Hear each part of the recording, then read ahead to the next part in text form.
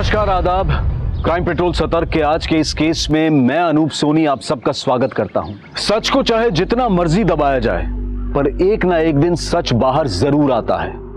ये कहावत बहुत पुरानी है, पर हर दौर में सच एक नया इम्तिहान लेता है और इस बार भी ऐसा ही हुआ। सच बाहर आया, लेकिन ऐसे जैसे कोई ज्वालामुखी फट निकला हो। यह सच इतना विषैला था कि तबाही का मंजर खड़ा हो गया। पर क्यों? 30 दिन 30 कहानियों की श्रृंखला में आज हम इस चौंका देने वाले केस का विश्लेषण करेंगे और हमारा साथ देंगे देश के जाने माने क्राइम रिपोर्टर साहिल जोशी। नमस्कार, मैं हूं साहिल जोशी।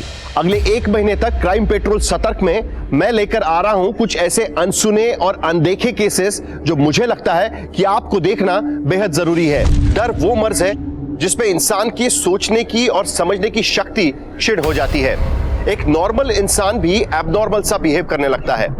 यह दास्तां एक ऐसे ही डर से जुड़ी थी।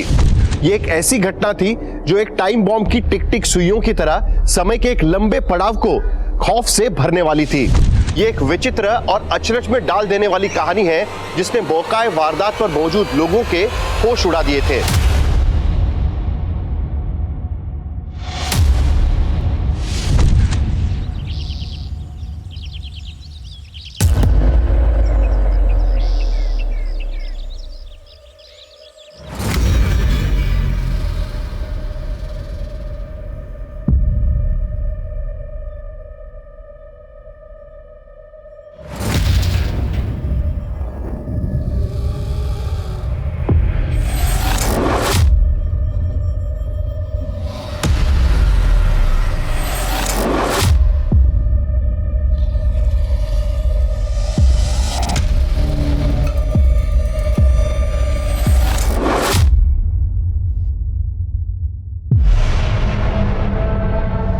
व्योमा, डेस्क पे मेरी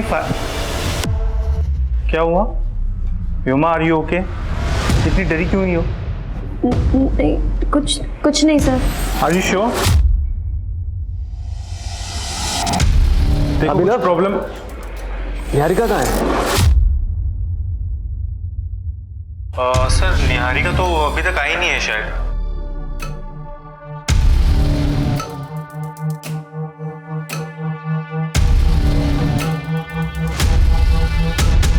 रिकॉर्डिंग तो अच्छी हुई है, पर निहारिका ही नहीं दिख रही। कोई नहीं, कल देखते हैं उसको।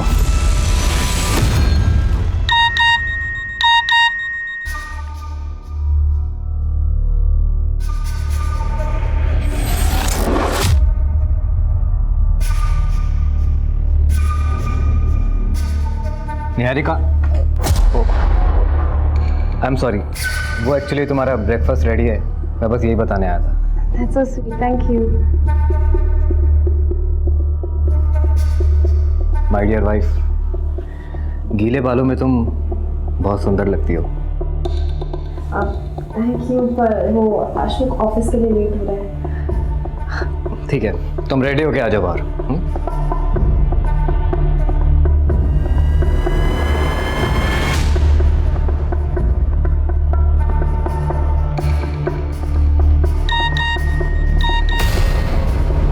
मुझसे ना मिलके तुमने मेरी इंसल्ट की है संजना। अगर मिलना ही नहीं था तो इतना भाव क्यों दिया?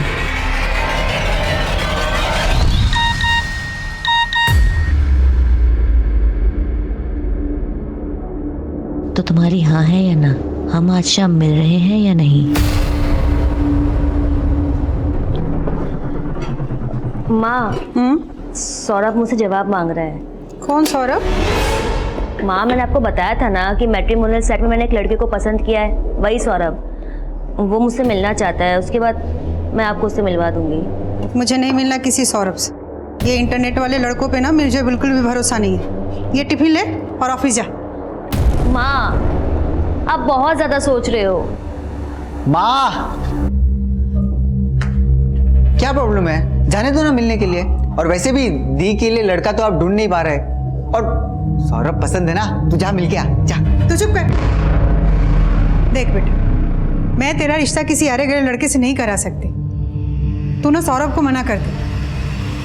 मैं तेरे लिए बहुत अच्छा रिश्ता लेके आऊंगी।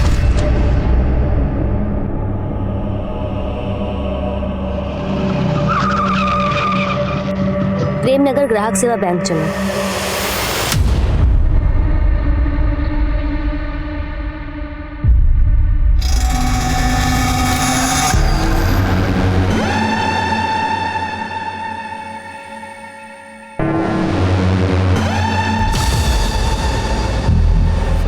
व्योमा, तेरा टिफिन रेडी है और याद से तू खाना खा लेना और दवाई भी याद से ले लेना, ठीक है?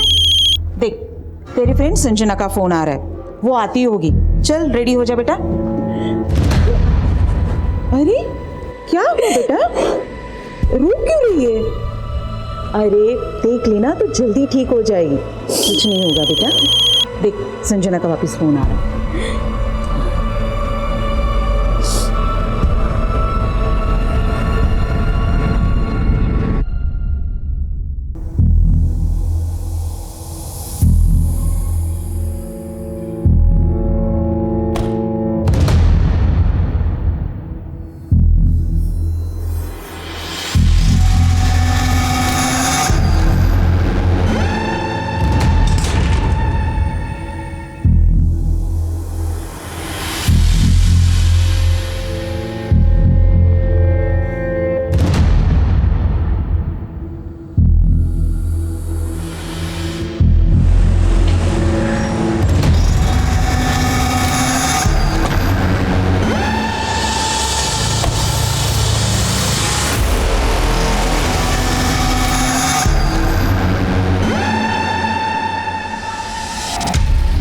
देवेंद्र, वो रामनगर में जो नया एटीएम खुला है, प्रॉब्लम आई उसमें? हाँ सर, मेरी एटीएम मैनेजमेंट वालों से बात हुई थी कल। हाँ, मेरी भी बात हुई थी, वो लोग पहुंच रहे हैं, तुम जाओ और सुपरवाइज करो। ठीक है सर।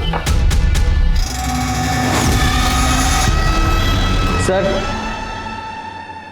मुझे पता करना है कि आपके बैंक का लॉकर सेफ है या नहीं। श्योर। आपका अकाउंट है हमारी ब्रांच में? नहीं, अभी खोल देते हैं। ये सिक्योरिटी, अरे सब लोग अपने हाथ ऊपर करो, अपने हाथ ऊपर करो। क्या चाहिए? कोई हिलेगा नहीं।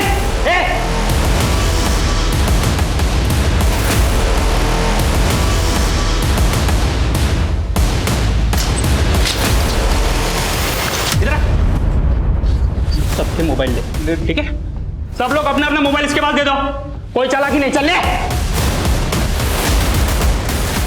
जल्दी जल्दी कर, दे उसका। बंद कर दिया।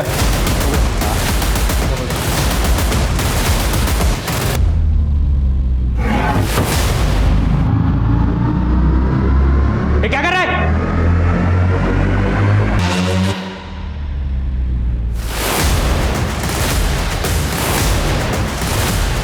जरा ये सारे फोन बाजू में रख और एक एक फोन करके। किसका फोन बजा बे? किसका फोन बजा? इधर छोड़, तू नहीं छोड़ा था ना फोन इसके पास? तू नहीं छोड़ा था, तू नहीं छोड़ा था, तू नहीं छोड़ा था।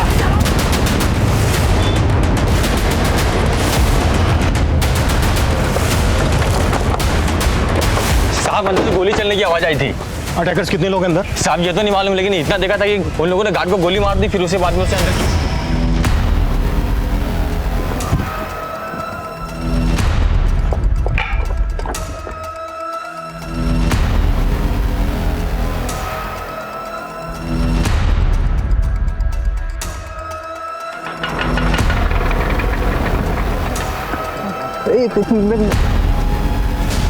चल चल चल, हाँ बेटा, हट।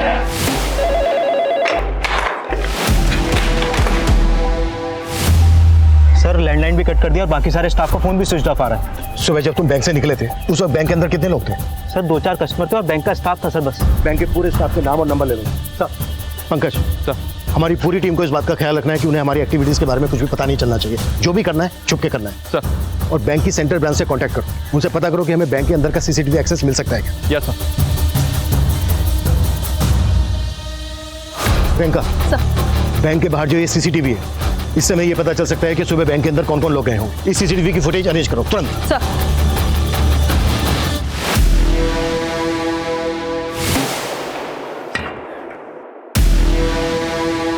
बाहर तो पूरा सन्नाटा है बे। चाय की टपरी है, चाय वाला है? पक्का पुलिस आई है।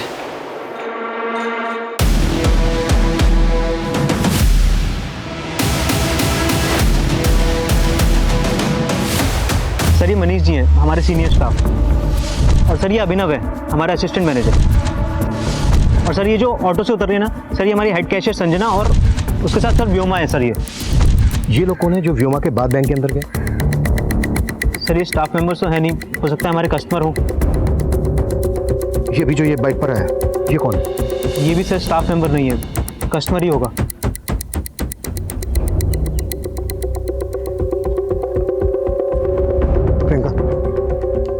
ये बाइक यही है। इस बाइक की डिटेल पता करो और बैंक के अंदर जाने वाले हर आदमी की डिटेल पता करने की कोशिश करो। सर ये हमारे सीनियर मैनेजर प्रमोद जी की कार है और उनके साथ ही निहारिका है। अच्छा ये आदमी कौन है जो बैंक मैनेजर की कार के पीछे पीछे है बाइक पर? नहीं मालूम सर। ये आदमी बैंक मैनेजर की कार के पीछे पीछे आया, इसने अपनी बाइक रोकी, फोन निकाला, किसी को फोन किया और इमीडिएटली यहाँ से निकल गया। प्रियंका सर इस बाइक की डिटेल से पता करो कि ये बाइक किसके नाम पर रजिस्टर्ड है।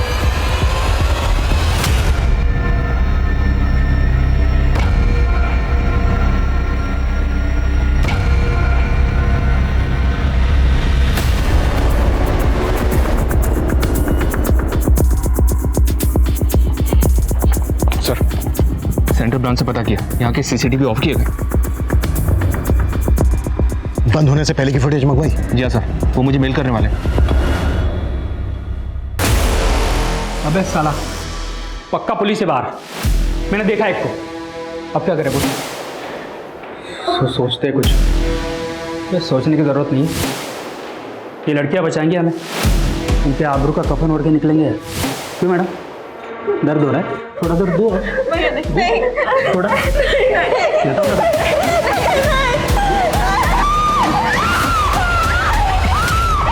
बैंक के अंदर से लड़की के चिल्लाने की आवाज आ रही है। इससे पहले कि वो किसी को नुकसान पहुंचाए, हमें जो भी करना है जल्द से जल्द करना होगा। बैंक के चारों तरफ चेक करो कि कहीं से बैंक के अंदर का कुछ दिखता है क्या, पर सेफली। सर इस ब्रांच के सीसीटीवी बंद होने से पहले की फुटेज आ गई, ये देखिए। फुटेज देख के तो यही लग रहा है कि अटैकर सिर्फ दो ही हैं। इन्होंने गार्ड को गोली मार दी है और वो भी जिंदा नहीं बचा। जी सर, सेंट्रल ब्रांच से एक बात और पता चली सर, पिछले 2 दिन से इस ब्रांच का पैसा वहाँ पे जमा नहीं हुआ। हाँ सर, कल के कलेक्शन के बाद हमारे ब्रांच मैनेजर प्रमोद जी ने मना किया था पैसे ना भेजने के लिए। अमाउंट काफी बड़ा है, इतना पैसा यहाँ रखना सही होगा? हमने कल का पैसा भी नहीं भेजा था। अरे वो ना कुछ कस्टमर्स की रिक्वेस्ट आई थी, उन्हें हैवी विड्रॉल करना कल, इसलिए बोले। एंड डोंट वरी, किसी को नहीं पता हम यहाँ पर इतना कैश रखते हैं। It's okay, do it. Okay sir. और सर नियम तो ये है कि ब्रांच मैनेजर ही बैंक खोलेगा, लेकिन हमारे मैनेजर तो उस गेट कीपर को भी चाबी देके रखते थे डेली बैंक खोलने के लिए। क्यों हमें टॉर्चर कर रहे हो तुम? तुम्हें पैसे चाहिए ना? बैंक में 4 करोड़ रुपए रखा है, जितना चाहिए ले जाओ। अबे बार बार बोल रहा है पैसे लेके जाओ, पैसे लेके जाओ। बाहर पुलिस खड़ी है, पैसे लेके जाओ। है तेरे पास कोई प्लान है? सर बैंक मैनेजर प्रमोद ने पर्पसली 2 दिन तक ब्रांच का पैसा सेंट्रल ब्रांच में जमा नहीं किया और वो ब्रांच की चाबी को भी सिक्योरिटी गार्ड के पास रखता था। कहीं ऐसा तो नहीं इस सब में उसका इन्वॉल्वमेंट है? हो सकता है, लेकिन पंकज, रॉबर्स का पहला टारगेट होता है लूट कर भाग जाना, लेकिन यहाँ पर तो रॉबर्स ने बैंक के अंदर अपने आप को बंद कर लिया है। क्या मकसद होगा इसका? हो सकता है सर बैंक के अंदर जो लोग मौजूद हैं उनको लूट के बाद ह्यूमन शील्ड बनाकर भागने की कोशिश हो। प्रेमनगर के ग्राहक सेवा कोऑपरेटिव बैंक में गोलियां चल रही हैं। एक ऐसे ही गोली का शिकार हुआ है बैंक का security guard Sumit Verma. Bank के अंदर कई मासूम फंसे हैं जिनकी जान खतरे में है। अंदर हमलावर कितने हैं, उनके पास किस तरह के हथियार हैं, पुलिस गेस नहीं कर पा रही।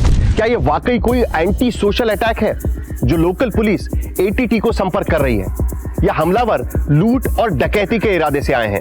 हमलावरों की गोली पर आखिरकार किसका नाम लिखा है? करोड़ों का माल और कई जाने ताक पर है। आने वाला समय एक भारी तबाही का अंदेशा दे रहा है। जैसा कि आप देख सकते हैं, बैंक के बाहर से हम आपको बिल्कुल लाइव फुटेज दिखा रहे हैं।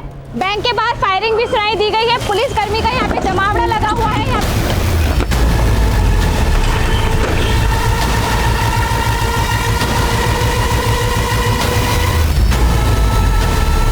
अबे पुलिस का पूरा पलटन आ गया बे, अलर्ट रहना पड़ेगा।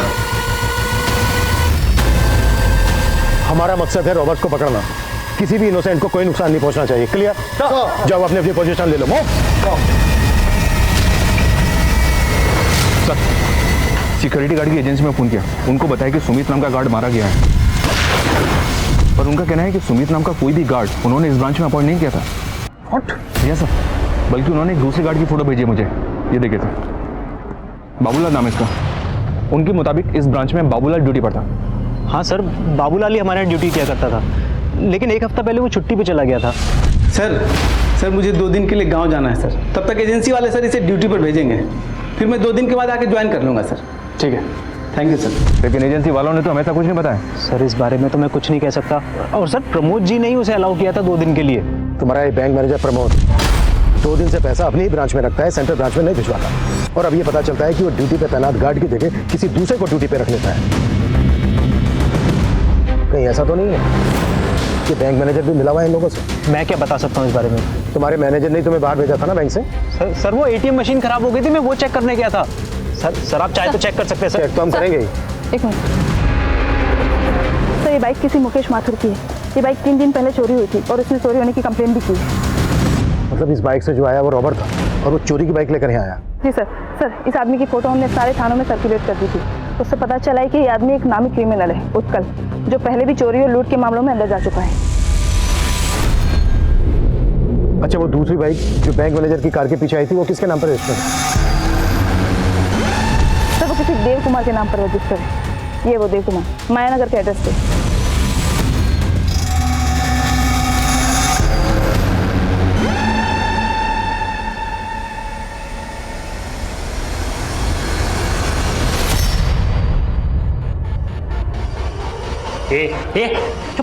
इनकी सांस फूल रही है। चुप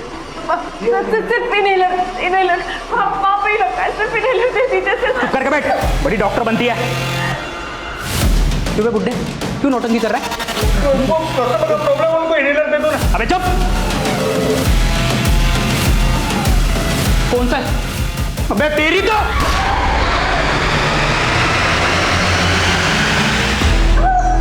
हिलने से मना किया था ना तुझे, अब मर। तुझे बचाने के चक्कर में ना ये लड़की मर रही है। अब तुझे देख के मुझे मेरे लाचार बाप की याद आती है, इसीलिए ये इनहेलर दे रहा हूं। अब ये ले मुकुल। उत्कल, अगर तुम लोग ये सोच रहे हो कि तुम लोग यहाँ से निकल जाओगे तो बहुत ही गलत सोच रहे हो। मेरी बात मानो, सरेंडर कर दो। सपने मत देख इंस्पेक्टर, गन नीचे कर। अबे गन नीचे करने तो ठोक दूंगा इनको। और क्या बोला तू? सरेंडर? अबे तुम लोग हमको छू भी नहीं पाओगे, तुम्हारी नाक के नीचे से निकल जाएंगे और तुम देखते रह जाओगे। ये बहुत बड़ी गलतफहमी है तेरी। मेरी बात मान, सरेंडर कर दो, इसी में सलामती है तुम सबके। अबे सलामत तो कोई नहीं बचेगा आज। अच्छा ये बताओ, तुम लोग चाहते क्या हो? कोई मांग है तुम्हारी? अमृता सिंह,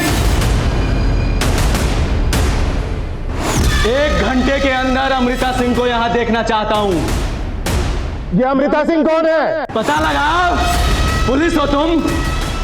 चलो तुम्हारी तलाश थोड़ी आसान कर देते हैं। अमृता सिंह हरिनगर में रहती है। अगर 1 घंटे के अंदर वो यहां नहीं पहुंची तो बाहर गोली की आवाज आएगी और अंदर एक और जान चली जाएगी। अभी पता चला है कि रॉबर्ट्स ने पुलिस से किसी हरिनगर निवासी अमृता सिंह को बुलाने के लिए कहा है। पुलिस भी हैरान है कि रॉबर्ट्स के आखिर मंसूबे क्या हैं। क्या ये कोई बैंक रॉबरी है या फिर अंदर लोगों को हॉस्टेज बना के रखा हुआ है? कौन है ये अमृता सिंह और उसका इस केस से क्या लेना देना है? इन सभी सवालों के जवाब खुद पुलिस वालों के पास भी नहीं है। आप हमारे साथ बने रहिए जब तक हम सच का पर्दाफाश ना कर दें। अरे मैम, आप अंदर नहीं जा सकते प्लीज। मेरी बेटी अंदर है, मुझे उससे मिलना है। मैम हाँ, हम देख रहे हैं, आप प्लीज।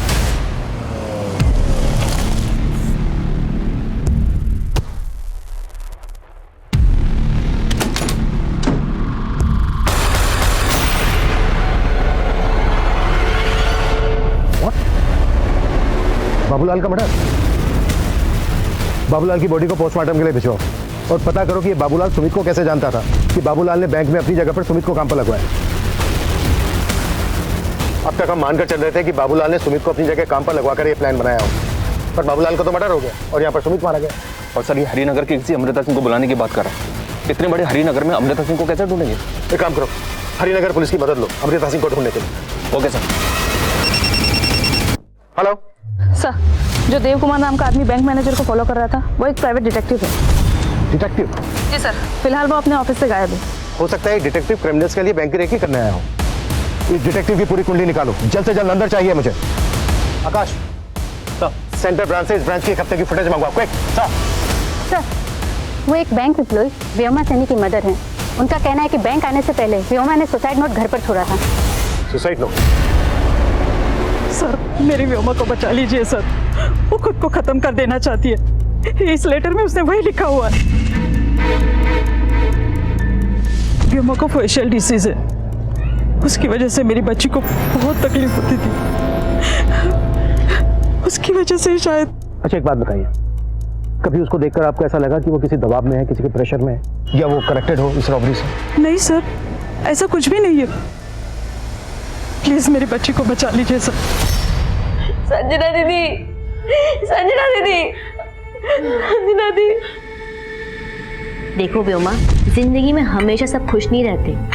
हम सबकी लाइफ में कोई ना कोई प्रॉब्लम्स है। मैं जानती हूँ, पर जब मेरा शरीर ही मेरा साथ नहीं दे रहा तो। मनीष सर को देख रही हो? उनको अस्थमा है, उनका शरीर भी उनका साथ नहीं दे रहा है, और वो तो भी अपना एक जवान बेटा भी खो चुके हैं, लेकिन फिर भी जिंदगी से लड़ रहे हैं, है ना? और प्रॉब्लम्स तो मेरी।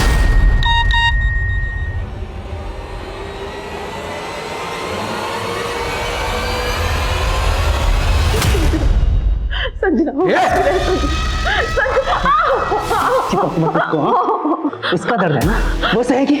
तुम्हें जो चाहिए तुम ले लो ना, हमें बख्श दो। तुझे बख्श दूं? तुझे बख्श दूं?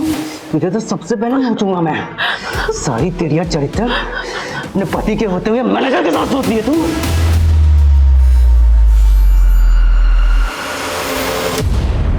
निहारिका के साथ अफेयर तो नहीं आपका? देखिए आपकी कलम करें, हम सबको मरवा देगी। मेरी मान ली कुछ ना कुछ करते हैं, ये दोनों अकेले हम भाग चलते हैं सर यहाँ से। सर प्लीज सर, मेरी बात मानिए सर। हमारे हाथ बंधे हुए क्या कर सकते हैं हम? तो कुछ नहीं आराम से बैठा रहे, छोड़ देगा मैं वो। सर कहीं आपने तो प्लान नहीं किया ना ये सब? आपने वो 4 करोड़ रुपए देने की बात क्यों बोली? तू मुझ पे शक कर रहा है? चुप नहीं तो यहीं पे ठोक दूंगा, समझा?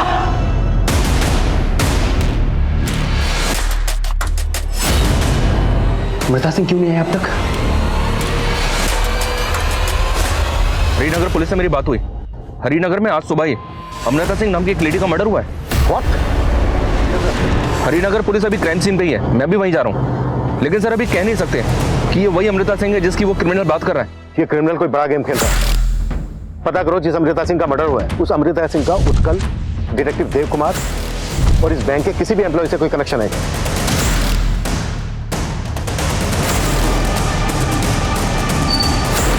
Sir sir sir sir sir sir, Sanjana मेरी बहन ये बैंक में काम करती है। प्लीज ठीक है, एक बार साहब से मिलवा दो प्लीज प्लीज सर। सुबह जब अमृता का मर्डर हुआ उस वक्त घर पे कोई और नहीं था। अमृता का हस्बैंड दिल्ली में है। हमें इस घटना की जानकारी इनके यहाँ काम करने वाली मेड ने दी। बहुत ही ब्रूटल मर्डर है। हैरानी की बात यह है कि खूनी अमृता को मार के उसकी एक उंगली भी काट के ले गया। तो किलर का विक्टिम की उंगली काटने के पीछे मकसद क्या हो सकता है, कुछ पता चला? हमें मेड से पता चला कि अमृता उस उंगली में एक डायमंड रिंग पहना करती थी जो कि अब गायब है। और स्ट्रेंज बात है, इसके अलावा घर में किसी भी तरह की लूटपाट के कोई संकेत नहीं है। अगर ये सिर्फ लूट होती तो किलर विक्टिम की उंगली से सिर्फ डायमंड रिंग को ही गायब क्यों करता, वो भी उंगली काट कर? नहीं सैनी, ये माजरा कुछ और ही है। ये वो अटैकर हो सकता है जो अमृता के घर आते वक्त सीसीटीवी कैमरे में कैप्चर हुआ, लेकिन इसका चेहरा साफ नजर नहीं आ रहा। हम इस घर के आसपास की दूसरी फुटेज भी निकलवा रहे हैं। लेकिन हमारे लिए स्ट्रेंज बात यह है कि प्रेमनगर की ग्राहक सेवा केंद्र में मौजूद क्रिमिनल्स हरिनगर की रहने वाली अमृता सिंह को क्यों बुला रहे हैं? हमने बैंक को चारों तरफ से घेर तो लिया है, लेकिन हमारे लिए जरूरी है एक ऐसा प्लान बनाना जिससे हम अंदर जाकर सबको सेफली बाहर निकाल सकें। और उसके लिए जरूरी है ये पता लगाना कि अंदर चल क्या रहा है। क्योंकि होल है ना, इसके जरिए कैमरा अंदर पहुंचाओ, उस समय पता चल जाएगा कि क्रिमिनल्स की एक्टिविटीज क्या है। Fast fast fast. Sir Priyanka, जैसे ही कैमरा अंदर लगता है उसकी फुटेज दिखाओ मुझे। सर बैंक में एक संजना नाम की लड़की काम करती है, बाहर उसकी माँ और उसका भाई आए हैं। सर वो किसी सौरभ पे शक जता रहे हैं। सौरभ? कौन है सौरभ? सौरभ से एक मैट्रिमोनियल साइट पे कांटेक्ट में आई थी संजना, और मुझे शुरू से उस पर शक था कि वो जरूर फ्रॉड करेगा संजना के साथ। कैसा फ्रॉड? और ये सौरभ कौन है? सर हम तो कभी नहीं मिले उस सौरभ से, लेकिन वो ना अब ये सब देख के मुझे लग रहा है कि वो संजना का कैशियर होने का फायदा उठाकर उसे फंसा रहा था। हाँ सर, संजना दीदी ने शादी करने के लिए भी मना कर दिया था। और मुझे लगता है ना सर कि इसी की वजह से उस संजना आपको ऐसा क्यों लग रहा है कि सौरभ ने सबको बंधक बनाया होगा? कभी संजना ने इस बारे में कुछ कहा था आप लोगों से? हमें कुछ नहीं पता सर, बस हमारी बच्ची को छुड़वा दीजिए सर। देखिए आप चिंता मत कीजिए, हम आपकी बेटी को बचा लेंगे। प्रियंका, ये संजना की माँ और भाई जिस तरह की बातें कर रहे हैं, ये बातें बहुत ही अटपटी लग रही हैं। क्या उत्कल के साथ जो दूसरा आदमी है अंदर, वो सौरभ भी है? एक काम करो, संजना का सोशल मीडिया अकाउंट खुलवाओ, देखो उसमें कोई सौरभ लिखा है। ये अमृता सिंह आई नहीं अभी तक, तो पुलिस वाले हमको बेवकूफ़ तो नहीं बना रहे? अबे चल क्या रहा है तेरे दिमाग में? तू तो बोला था कि लूट के पैसे लेके भाग जाएंगे, अब कैसे भागेंगे? पुलिस आ गई बाहर। मैं तुझसे बात कर रहा हूँ, कुछ बोलेगा?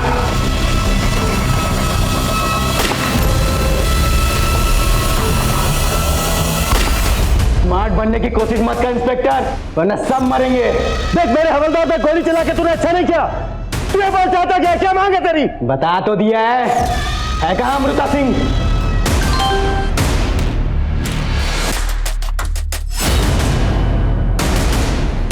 देख मैं अपने हवलदार को यहाँ से शिफ्ट कर रहा हूँ, उसको ले जाने देना, किसी पे गोली मत चलाना। अगर तूने गोली चलाई तो ठीक नहीं होगा तेरे लिए।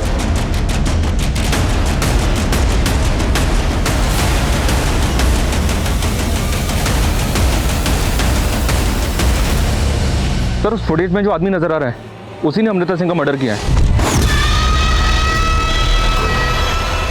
एक बात और पता चली है सर, 10 साल पहले तक ये अमृता सिंह ग्राहक सेवा बैंक में जॉब कर रही थी। तो ये क्रिमिनल हमसे उसी अमृता सिंह को बुलाने की बात कर रहा था जिसका आज सुबह मर्डर हुआ। अमृता को मारने वाला ये आदमी है कौन? मैं पता लगवा रहा हूँ सर, अमृता का हस्बैंड भी दिल्ली से आ गया है। मैं और हरिनगर पुलिस, हम दोनों से इंक्वायरी कर रहे हैं।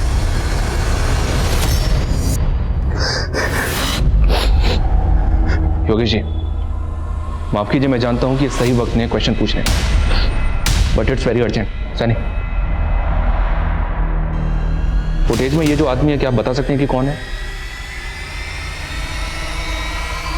ये तो क्या हुआ? आप चुप क्यों हो गए? साफ साफ बताइए, कैसे जानते हैं आप इस आदमी को? बोलिए। अच्छा, जिस कैमरे को गोली लगी थी उसकी फुटेज दिखाओ मुझे। गोली लगने से पहले कुछ तो रिकॉर्ड हुआ होगा।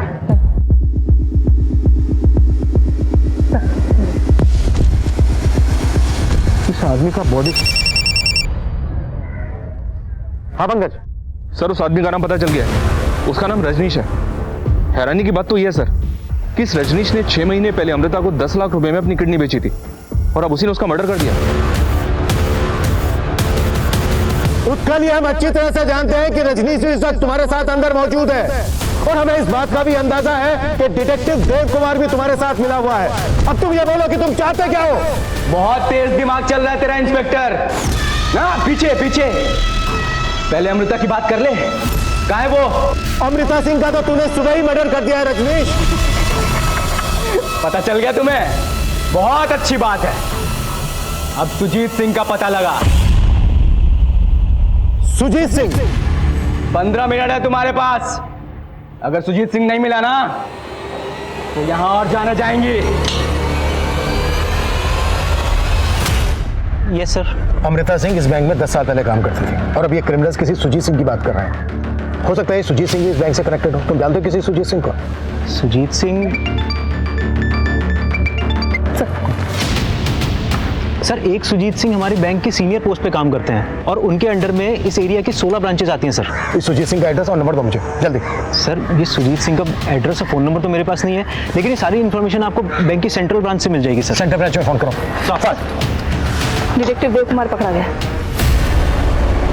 अरे मैंने कुछ नहीं किया। अरे साहब, मेरा इस रॉबरी से कोई लेना देना नहीं है। सब वो प्रमोद है ना, बैंक मैनेजर, उनकी बीवी ने मुझे ये सब करने के लिए कहा था।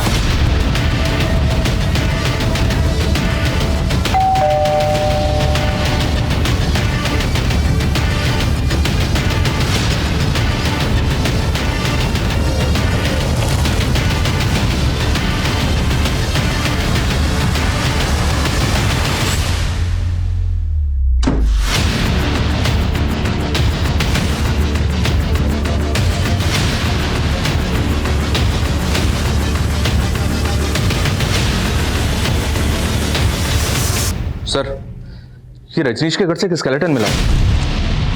What? आस पड़ोस से भी पता नहीं चल रहा है कि स्केलेटन किसका होगा। स्केलेटन को बिल्कुल लड़की की तरह सजाया हुआ है।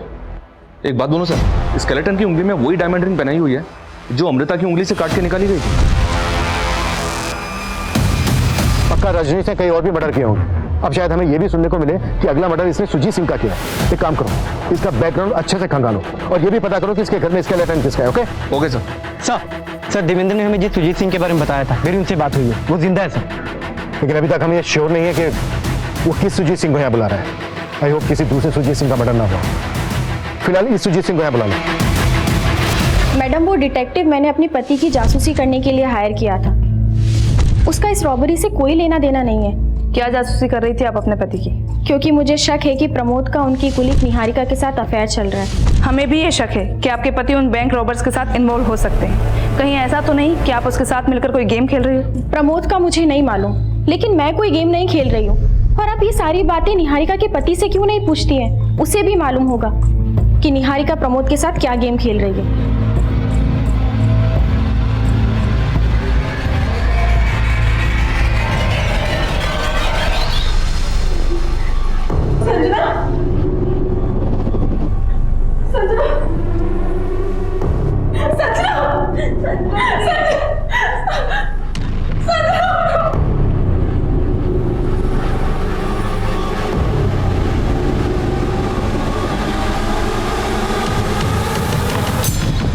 सुजीत सर। जी सर, मैं देवेंद्र, मैं इसी ब्रांच में काम करता हूँ। आइए सर, एक सेकंड आइए। Sir Sujit Singh ji sir.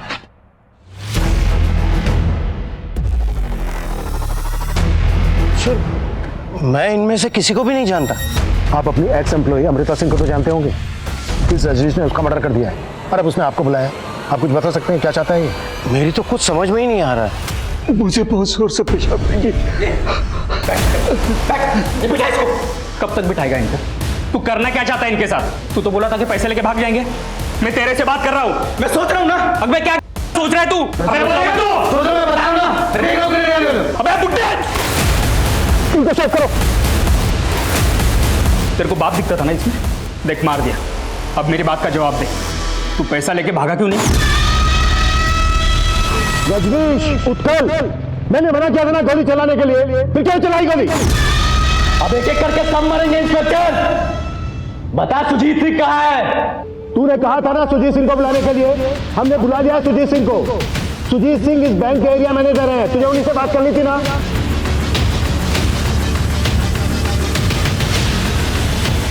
एकदम सही आदमी को लेके आया इंस्पेक्टर। अब बोल, चाहता क्या है तू? मैं क्या चाहता हूं अभी बताता हूं।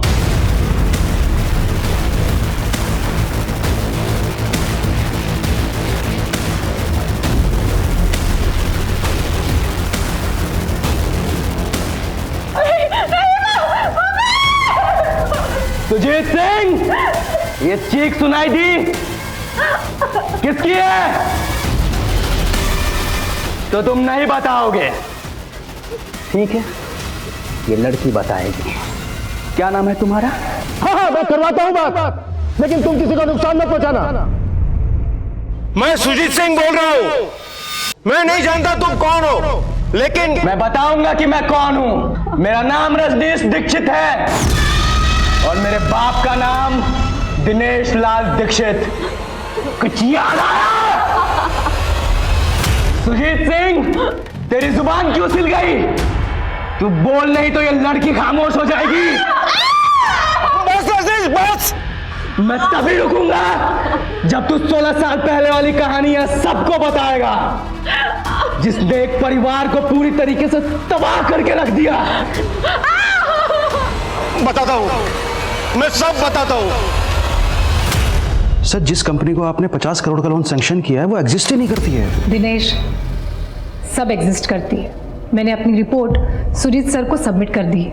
हाँ अमृता, ठीक है, लेकिन जो कंपनी एग्जिस्ट। लोन पास हो गया है, तुझे तेरा हिस्सा मिल जाएगा, टेंशन मत ले। मतलब आप दोनों बैंक को अंधेरे में रखकर ये लोन पास कर रहे हैं? मैं सेंट्रल ब्रांच के जीएम से आप दोनों की शिकायत करूंगा। आप दोनों सस्पेंड हो जाएंगे, जेल में जाएंगे और जेल में जाके जब चक्की पीसेंगे ना तो समझ में आएगा कि फ्रॉड का मतलब होता क्या है। और हम क्या करेंगे पता है? मैं भी पुलिस स्टेशन जाऊंगी और तुम्हारी कंप्लेंट करूंगी कि तुमने मुझे शादी का झूठा झांसा देकर मोलेस्ट करने की कोशिश की, और तुम मुझे जानते तो हो ही, मैं कुछ भी कर सकती हूँ। उस अमृता सिंह ने मेरे बाप के चरित्र पर उंगली उठाकर उन्हें दर बदर की ठोकरें खाने के लिए मजबूर कर दिया। आज 16 साल बाद उस अमृता सिंह को मारकर मैंने उसकी उंगली भी काट दी। 16 साल से मेरा परिवार जो दर्द झेल रहा है ना, आज उसका हिसाब होगा। तुम दोनों के दिए हुए घाव ने मेरे बाप की जान ले ली, मैं आज उसका बदला लूंगा। जब तुझे अमृता को मारना ही था तो तूने उसे अपनी किडनी डोनेट क्यों की? और कितने लोगों को मारा तूने? और तेरे घर पे जो स्केलेटन है वो किसका है? उसका जवाब देगी ये लड़की। रॉबर्ट इस वक्त सुजीत सिंह के साथ इंगेज है। ये सही वक्त है बैंक के अंदर दाखिल होने का। देवेंद्र का सर देवेंद्र, मुझे जल्दी से बताओ बैंक के अंदर क्या चीज कहाँ पर है? सर जब हम ब्रांच में एंटर करेंगे तो राइट साइड में कैश काउंटर है, और सर लेफ्ट साइड में लॉकर का गेट है, और सर सामने की तरफ मैनेजर्स केबिन है, और एंड में सर टॉयलेट है। और एक मिनट, टॉयलेट कहाँ पर है? सर बिल्कुल लास्ट में।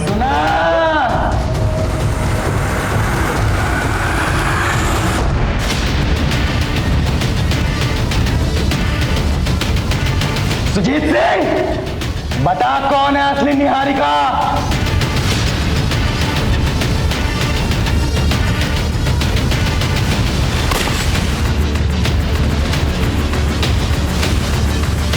मेरे पापा के साथ जो तूने किया वो मैं भूल गया, लेकिन जो तूने मेरी बहन के साथ किया ना सुजीत, वो बहुत बुरा किया। वो मेरे पापा के नाम पे लगे धब्बे को मिटाना चाहती थी। उसने इस बैंक में जॉब के लिए अप्लाई भी किया था, वो सिलेक्ट भी हो गई थी, लेकिन तूने प्रमोद को बोल करके जो उसके साथ किया ना, वो बहुत गलत था। कहां से बनवाए नकली डॉक्यूमेंट्स? बिल्कुल ओरिजिनल लग रहे हैं। तो नहीं सर, ये क्या कह रहे हैं आप? ओरिजिनल ही है। ओरिजिनल है मतलब मैं झूठ बोल रहा हूं? मुझे असली नकली की पहचान नहीं है। सारे के सारे डॉक्यूमेंट झूठे हैं तुम्हारे। रुक एक सेकेंड, यही रुक। कम निहारिका ये है, और हम इसे ऑलरेडी जॉब दे चुके हैं। तू क्या यहाँ पे जालसाजी करने आई है? नहीं नहीं सर, मैं नहीं आ रही हूँ, ये अपॉइंटमेंट मेरे नाम पे। ड्रामा बंद कर अब अपना। यंग को इसलिए छोड़ रहा हूं, वरना अब तक पुलिस में अंदर करवा दिया होता। रामलाल लेके जाओ उसको। सर ये बात तो सुनिए। उस हादसे के बाद मेरी बहन ने आत्महत्या करने की कोशिश की और वो कोमा में चली गई। उसके इलाज में हमारी पाई खर्च हो गई। हमने उसे अपने घर पे रखा, लेकिन ऑक्सीजन सिलेंडर तक के लिए हमारे पास पैसे नहीं बचे। फिर मैंने अपने हाथों से उसे, मैं पिछले 1 साल से अपनी बहन के लाश के साथ जी रहा था। फिर मैंने तय किया मैं इन सब का बदला लूंगा। मैंने अमृता को ढूंढ निकाला, फिर मुझे पता लगा उसे किडनी की जरूरत थी और मुझे पैसों की। वो नहीं जानती थी कि मैं दिनेश दीक्षित का बेटा हूं। मैं उसका मसीहा बना और मैंने अपनी किडनी दी, बदले में 10 लाख रुपए लिए। उसी पैसे से मैंने सुजीत तुझसे और तेरी बेटी से अपना गुनाह कबूल करवाने का प्लान बनाया। सुमित और उत्कल पैसों की वजह से मेरे साथ आ गए। फिर मैंने बाबूलाल की जगह सुमित को दिलवाने के दिमाग लगाया और बाबूलाल को भी लालच दिया। मेरे कहने पर ही बाबूलाल ने सुमित को यहाँ बैंक में लगवाया। फिर मैंने बाबूलाल को भी खत्म कर दिया। सर हम लोग अंदर घुस रहे हैं, आप उसका ध्यान अपनी तरफ खींचिए। रजनीश, बाबूलाल ने तेरा साथ दिया, तूने उसको भी मार दिया। फिर तूने सुमित को अपने साथ मिलाया, तूने सुमित का भी मर्डर कर दिया। उत्कल सुन मेरी बात, देख रजनीश तो अपने सर पे कफन बांध के आया है। अब तू सोच तुझे क्या करना है। रजनीश, जिसने तेरा साथ दिया है तूने सबको मार दिया। अब ये बता, क्या तू उत्कल को भी मारने वाला है? इंस्पेक्टर, उत्कल को भड़काने की नाकाम कोशिश कर रहा है तू। सुमित को इसी ने मारा क्योंकि उसको पैसों का बंटवारा नहीं चाहिए था। उत्कल तू मेरी बात सुन, सोच, अगर तू बचना चाहता है तेरे और तेरे बाप की वजह से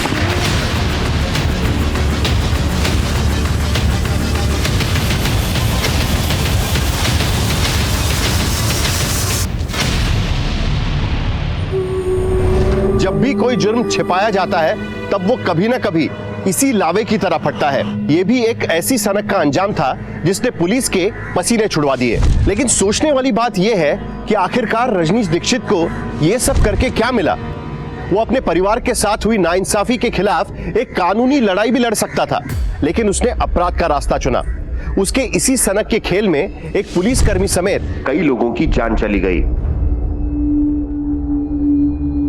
ये कहानी हमें ये सोचने पर मजबूर करती है कि इंसानी लालच हमें किस हद तक गिरा सकता है। हम बात कर रहे हैं अमृता और सुजीत की, जिनके लालच की भूख ने दिनेश दीक्षित के पूरे परिवार को इस तरह से खत्म कर दिया कि उनके बेटे रजनीश का कानून पर से भरोसा ही उठ गया। रजनीश ने जो कुछ भी किया वो सरासर गलत है, लेकिन उसके परिवार के साथ जो हुआ उस तकलीफ को भी शब्दों में बयां नहीं किया जा सकता। देखते हैं हमारे आज के एपिसोड की दूसरी कहानी।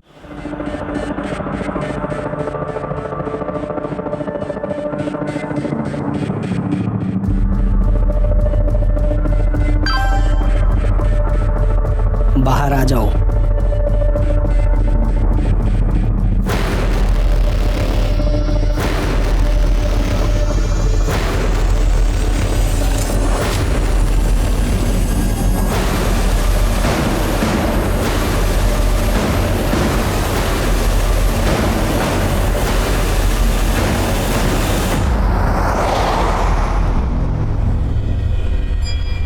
अबे ओ मजनू,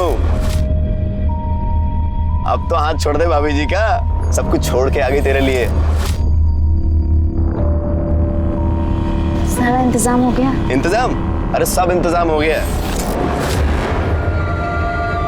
हम कहाँ जा रहे हैं? अरे बता तो रहा हूँ भाभी जी, मतलब होने वाली भाभी जी, नौकरी की सारी बात हो गई है, घर का भी सारा बात हो गया है, बस तुम दोनों की शादी होना बाकी है। जल्दी कर लो।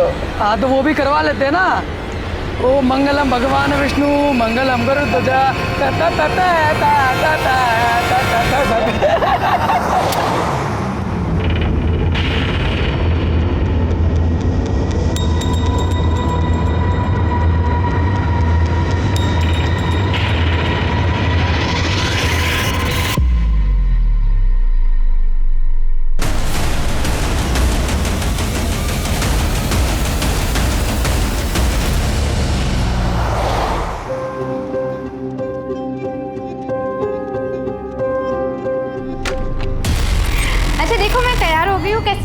तैयार तो हम भी हैं।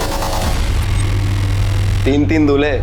अब शादी छोड़ो, चलो सुहाग रात मनाते हैं। दीपक बचा! दीपक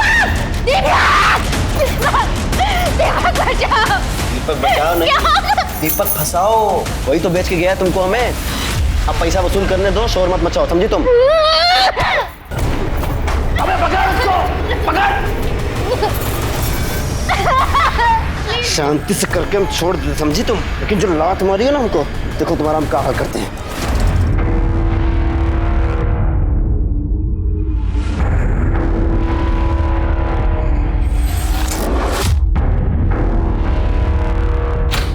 हाँ हाँ सब याद है। आ रहे हो ना? अरे हाँ बाबा, आ रहा हूँ मैं। हाँ बस निकल ही रहा हूँ।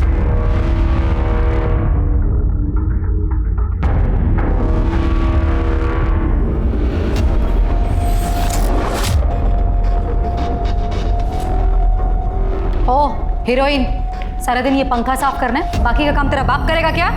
नहीं, बस हो ही गया। पैसे ले और सामान की लिस्ट। चल मार्केट जाके सामान लेके आ, और हाँ टाइम से आना वापस घर। कहाँ जा रहे हो तुम? चुपचाप ना अपने काम से काम रखा करो, समझ में आ गया? इतनी बार मना किया, टोका मत करो पीछे से, लेकिन आदत नहीं जाती है।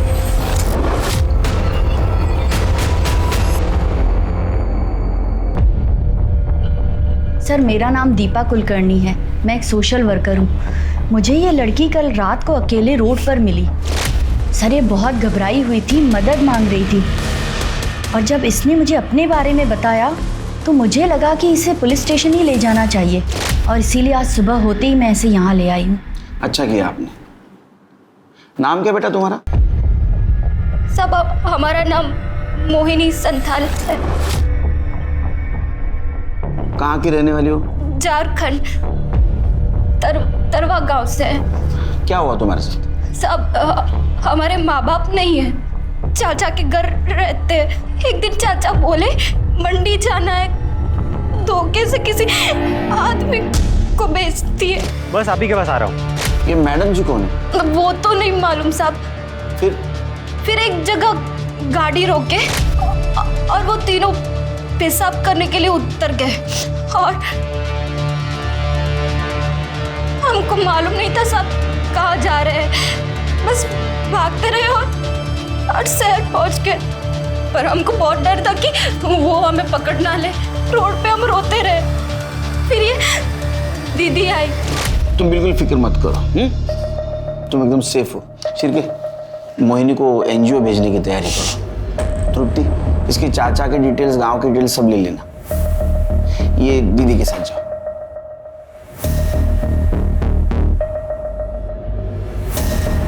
शिरके, मुझे लगता है गर्ल ट्रैफिकिंग का मामला है, लेकिन मैडम जी कौन हो सकती है?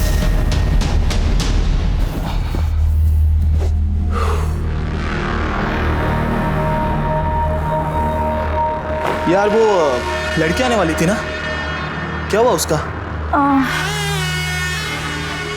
नहीं आई। कुछ प्रॉब्लम है तो किसी और को ढूंढना पड़ेगा। क्यों? क्या हुआ उसका? इतने परेशान क्यों हो रहे हैं? टेंशन मत लो, मैंने तुम्हारे लिए उससे भी अच्छी लड़की ढूंढूंगी। अरे यार, तुम समझ नहीं रही हो। मेरे माँ बाप मेरे पीछे पड़े हुए शादी के लिए, बांध देंगे मुझे किसी के भी साथ, फिर रोती रहना अकेली बैठकर। तुम टेंशन क्यों ले रहे हो? मुझे तुमसे ज्यादा उस बात की फिक्र है, और वो लोग ढूंढे उससे पहले मैं ढूंढूंगी तुम्हारे लिए। जानते हो ना कितना प्यार करती हूँ, ऐसे खो दूंगी।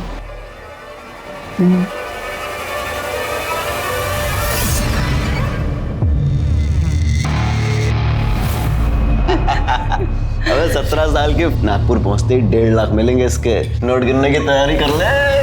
अरे हम तीनों ने मजे लिए इसके, काई का फ्रेश। और नागपुर के बात करने से पहुंच जाएगा क्या? 1.5 लाख तो डिलीवरी के बाद मिलेंगे। 20 से 25 हजार का खर्चा है। प्लीज मुझे जाने दो, प्लीज मुझे छोड़ दो, प्लीज ऐसा मत करो। अबे मजे तो बोनस है, बोनस। अब देखना, 1.5 लाख भी यही दिलाएगी और 25,000 का इंतजाम भी यही करेगी। रास्ते में जो जितना देगा बेच देंगे साली को। नहीं, जाने से पहले एक बार और हो जाए। साहब 2 दिन हो गए, हमारी बेटी नमिता की कोई खबर नहीं। कहाँ है, किस हाल में है, हमें कुछ पता नहीं। झूठ क्यों बोल रही हो? सच क्यों नहीं बताती सर को कि लड़की भाग गई है तुम्हारी? हमारी लड़की उस लफंगे दीपक के साथ भागी है। तुम्हें पूरा यकीन है ये उसी लड़के के साथ भागी? हाँ सर, पूरा यकीन है, उस लड़के के साथ ही भागी है। लड़का 2 दिन से गायब है, अपने घर पे नहीं है। और हमें नहीं पता था सर कि ट्यूशन पढ़ने जा रही है, हमें लगता था, लेकिन उसका तो चक्कर चल रहा था। ये गोल खिला रही है ये पढ़ाई लिखाई के नाम पर। इसकी पढ़ाई लिखाई बंद। अब ये कॉलेज नहीं जाएगी, नहीं जाएगी ये कॉलेज। कोई भी लड़का ढूंढो इसके लिए और शादी करो। इस घर में ज्यादा नहीं देखनी है मुझे ये लड़की। अरे सुनिए तो सही। 17 साल में शादी, पता है ना गैर कानूनी है। हाँ सर, पता है कि गैर कानूनी है, पर गरीब आदमी करे तो करे क्या सर? सब लोग थू कर रहे थे। अब इज्जत जाए, इससे अच्छा तो आदमी जेल चला जाए। बहुत समझाया पर समझ नहीं रही थी वो। उस लड़के ने हद कर दी सर। एक दिन तो हमारे घर ही आ गया था। आशिकी का भूत का ले क्यों आया था? क्यों आया था?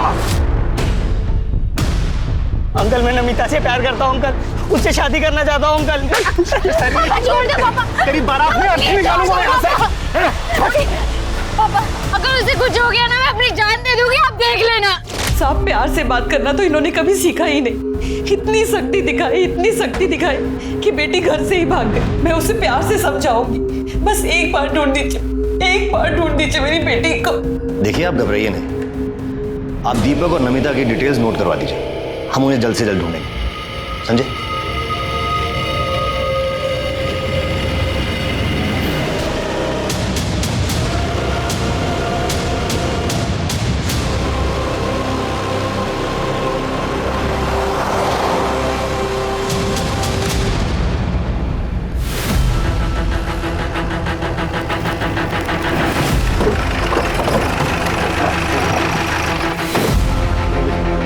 आई सर, लड़की की बॉडी है, देखकर लगता है कि 16-17 साल की होगी। सर, जिस तरह से बॉडी की हालत है देखकर लग रहा है कि मर्डर हुए 2-3 दिन हो चुके हैं। पीछे मटन शॉप है, यहाँ का कचरा यहाँ पे फेंका जाता है। सर, हो सकता है कि जिसने मर्डर किया उसने जानबूझ के बॉडी को यहाँ पे डंप किया। ताकि बॉडी से बदबू ना आए और किसी को मिल ना सके। आज सुबह कचरा फेंकने आया था, उसी ने बॉडी को देखा और हमें फ़ोन किया। सर लड़की के प्राइवेट पार्ट पर ड्राई ब्लड मिला है। सेक्सुअल असॉल्ट या रेप जैसा मामला हो सकता है, पर बॉडी बुरी तरह से सड़ चुकी है, इसलिए ऐसा कुछ कहा नहीं जा सकता। पर सर बाकी बॉडी में चाकू से वार किया गया हो या फिर घाव, ऐसा कोई निशान दिख नहीं रहा है। सर एक मिनट। सर ये देखिए, लड़की का चेहरा थोड़ा विजिबल है और कुछ दिन पहले शास्त्री नगर पुलिस स्टेशन में इसी डिस्क्रिप्शन की एक लड़की की मिसिंग कंप्लेंट आई थी। ये फोटो, माला कोंडे नाम है इसका। कंप्लेंट किसने की थी? सर इसके हस्बैंड ने, श्याम कोंडे ने। उसको आइडेंटिफिकेशन के लिए बोला और कुछ आसपास चेक किया, एविडेंस कुछ मिला? आसपास कोई एविडेंस वगैरह नहीं मिला। इससे बात हो गई? हाँ सर, इससे मेरी बात हो गई है। ठीक है, बॉडी को पोस्टमार्टम के लिए भेज दो।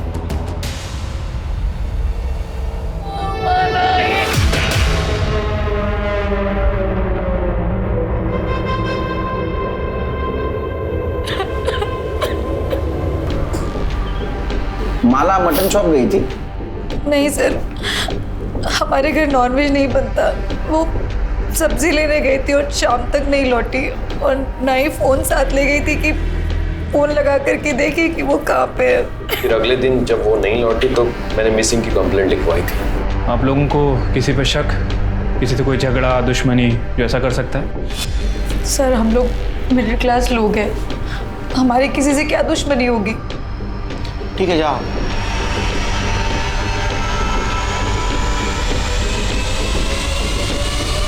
पूरा नाटक है सिर के, हाँ ड्रामेबाज है एकदम। देखो ना, किसी ने नहीं पूछा बॉडी कब मिलेगी।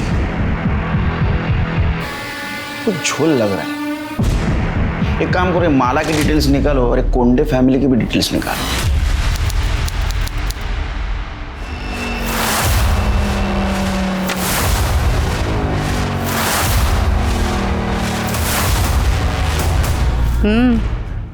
फोटो देखी? मैं आज ही आई बाबा को उसकी फोटो भेजता हूँ। देखना शादी के लिए फौरन हाँ कर देंगे। अरे लड़की सिर्फ 17 साल की है, नाबालिग है वो। पहले उसके एज प्रूफ के ना झूठे पेपर्स तैयार करने दे। शांति रख। ठीक है सर, कोंडे फैमिली के पड़ोसियों से बात की है। सर हैरानी की बात यह कि पड़ोसियों तक को नहीं पता था कि माला उस घर में नौकर थी या फिर श्याम की बीवी। सर ये कोंडे फैमिली माला के साथ बहुत बुरा व्यवहार करते थे, उसे नौकरानी की तरह ट्रीट करते थे। फिर अचानक से एक दिन उन्होंने कहा कि श्याम और माला की शादी हो गई। किसी को नहीं पता चला कि उनकी शादी कब हुई। मुझे तो पहले से झोल लग रहा था शिर की। ये कोंडे फैमिली की डिटेल्स निकाली? हाँ सर, ये श्याम को जुए की लत थी, काम वाम कुछ करता नहीं था। रमाकांत के पास भी कोई काम नहीं है और ये वैशाली घर चलाने के लिए नर्स और हाउस होल्ड हेल्प का काम करती है। दूसरों के घर में नौकर प्रोवाइड करवाया करती थी। चिरके मुझे वैशाली के काम में भी झोल लग रहा है। पता करो, ये नर्स और नौकर प्रोवाइड करने के नाम पे कुछ काले धंधे तो नहीं करती थी? सर हमने पता किया, माला का बर्थ सर्टिफिकेट निकली है। तुम एक काम करो, उड़ई ऑफिस से माला के फिंगरप्रिंट और फोटो के बेसिस पे उसके आधार कार्ड के डिटेल्स निकलवाओ। हो सकता है असली डिटेल्स मिले। सर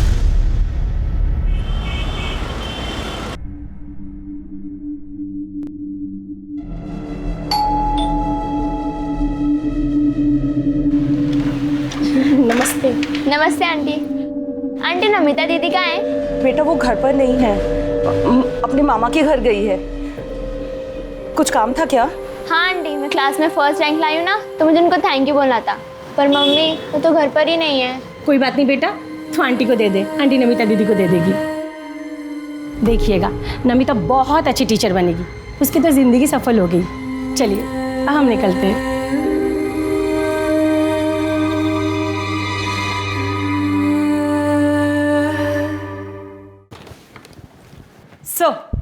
सर ये माला का ओरिजिनल आधार कार्ड, जिसमें माला का नाम माला कोंडे नहीं, माला सुरवे है, और इसमें एड्रेस भंडारी के पास अंबाड़ी गांव का है। एक काम करो तृप्ति, ये माला के गांव जाओ, सूर्य फैमिली के सारे डिटेल्स निकालो, पता करो ये माला की शादी हुई थी भी या नहीं।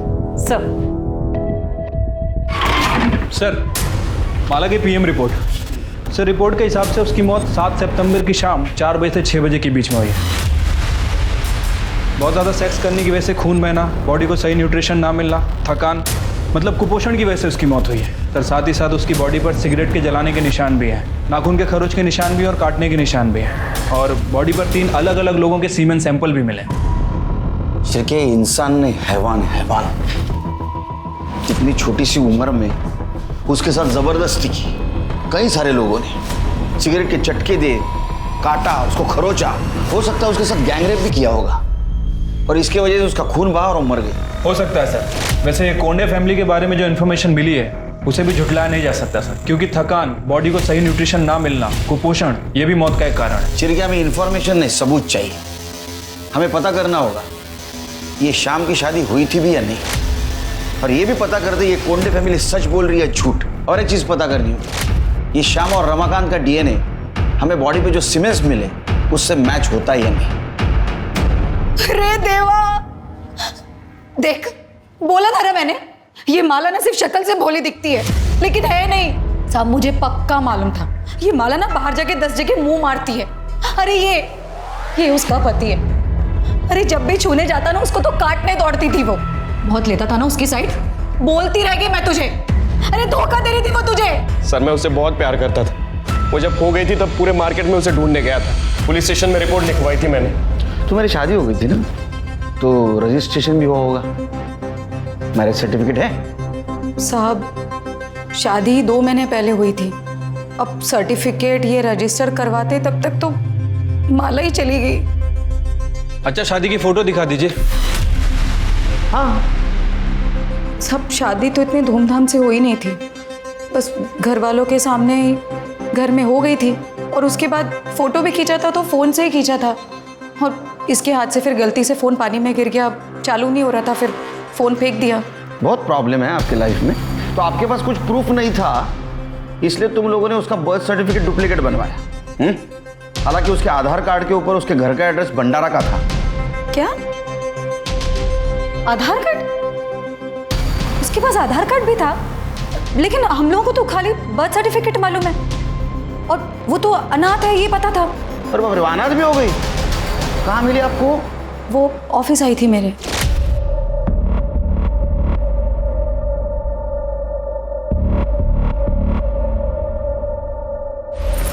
क्या है? इधर आओ।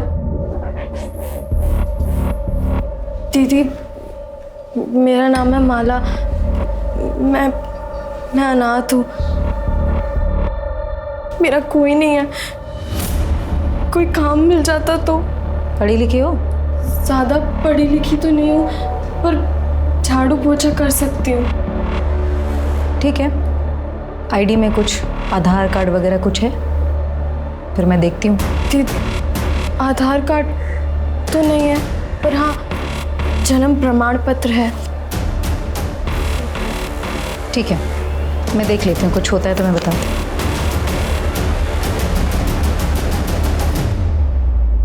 सर माला की कहानी सुनकर मुझे उस पर तरस आ गया था। दिखने में भी ठीक ठाक थी वो, इसलिए मैंने वैनी से कहा कि आप ही पूछ लीजिए उसे कि अगर वो शादी करना चाहती है मुझसे। साहब उसने भी मना नहीं किया, हाँ बोल दिया, तो मैंने शादी करवा दी। सच बोल रही है? हाँ ये सच बोल रहे हैं? हाँ ऐसे ही हुआ था। चिरके, ये शाम की डीएनए टेस्ट करवा, और रमाकांत का भी। मेरा क्यों? मैंने क्या किया?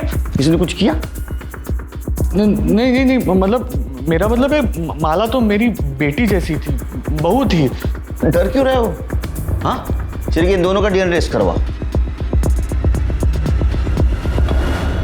चिरके, ये कोंडे फैमिली का झोल है।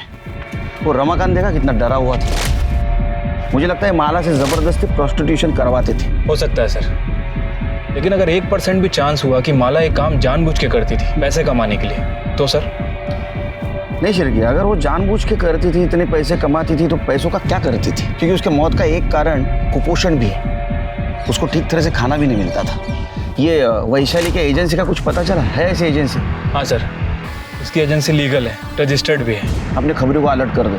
ये कोंडे फैमिली के सारे डिटेल्स चाहिए मुझे, पास्ट फ्यूचर प्रेजेंट सब। ठीक है सर।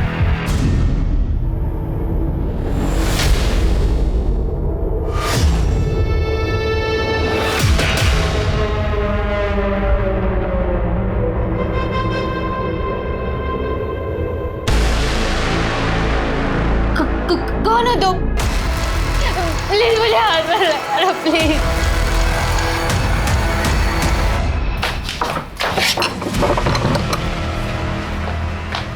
मना किया था ना, बोला था ना दूर रहने के लिए। अरे पर क्यों? मेरी होने वाली बीवी हो यार। मुझे भी पता है कि होने वाली बीवी है तुम्हारी, हुई नहीं है, लेकिन तुम्हें भी अच्छी तरह पता होना चाहिए कि माला की मौत के बाद ना हम कितनी बड़ी मुश्किल में फंस चुके हैं। अरे पुलिस को शक हो गया है, दिन रात सवाल कर रही, जीना हराम कर रखा है हमारा, और उसके बाद तुम ये थोड़े टाइम दूर रहो इससे। अरे मेरे माँ बाबा मेरी शादी का सेहरा लेकर खड़े, करा देंगे मेरी शादी किसी के साथ, फिर हमारे बीच जो कुछ भी है ना सब भूल जाना।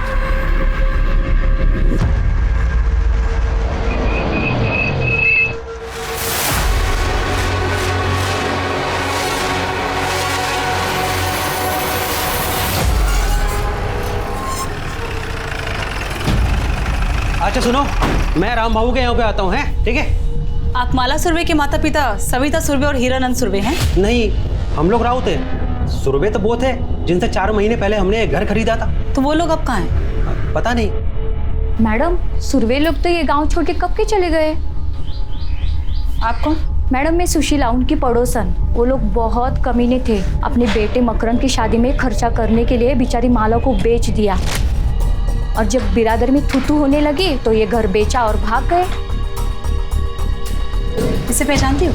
हाँ, यही तो है माला, इसे कैसे नहीं पहचानूंगी, बचपन से देखा है मैंने इसको। तो सुरवे फैमिली कहाँ पे है, उनके बारे में कुछ जानती हो? माँ बाप का तो पता नहीं, पर सुना है मकरंद विट्ठल नगर में अपने ससुराल में घर जवाई बन के बैठा है। सर, घर बेचकर जाने के बाद माला के माता पिता को किसी ने गांव में नहीं देखा। मकरंद का भी यही कहना है कि वो अपने आखिरी दिनों में हरिद्वार चले गए। हरिद्वार पुण्य कमाने ने पाप धोने गए होंगे। सर, मकरंद का कहना है कि उसकी शादी के बाद से ही वो चले गए, और उसके बाद उसके साथ भी उसकी कोई बातचीत नहीं। सर, माला की बॉडी पे जो 3 लोगों के सीमेन मिले थे, उसकी डीएनए रिपोर्ट आ गई सर। उनमें से एक का डीएनए श्याम के डीएनए से मैच करता है। और दूसरे 2 रमाकांत की डीएनए रिपोर्ट? सर, रमाकांत का डीएनए सीमेन से मैच नहीं कर रहा है। मतलब कोंडे फैमिली माला के बारे में जो बोल रही थी वो सच हो सकता है, या ये भी हो सकता है कि उसके साथ किसी ने जबरदस्ती की या रेप। सर, दिल्ली से एक लड़की की पूछताछ आई है। कुछ दिन पहले वो अपने बॉयफ्रेंड के साथ घर से भाग गई थी। वो लड़की नागपुर में दिखाई दी। उसका नाम है नमिता सिंह। ये फोटो और उसकी उम्र 17 साल। शिरके, इसका लुकआउट नोटिस जारी करो, हो सकता है इसके बारे में किसी के पास इंफॉर्मेशन हो। ठीक है सर। माला कोंडे उस माला सुरवे मर्डर केस सुलझने की बजाय उलझता ही जा रहा है। पुलिस ने माला का बैकग्राउंड तो चेक किया है, लेकिन कत्ल के मकसद को लेकर पुख्ता तौर पर कोई बयान देने से बच रही है। पोस्टमार्टम रिपोर्ट में एक्सेसिव सेक्स और टॉर्चर की बात कही गई है, रेप नहीं आया। तो क्या रेप इसलिए नहीं आया क्योंकि माला के अंदर रेप से स्ट्रगल करने की न तो ताकत बची थी और न ही जान? क्या वाकई माला देह व्यापार में शामिल थी और यही उसकी मौत की वजह बनी? अगर हाँ, तो फिर कातिल कौन है? उसका पति, ससुराल वाले, ये बाहर का कोई शख्स? माला के माँ बाप ने उसे किसके हाथों बेचा था? और क्या माला के कत्ल में उसके माँ बाप का हाथ भी शामिल हो सकता है?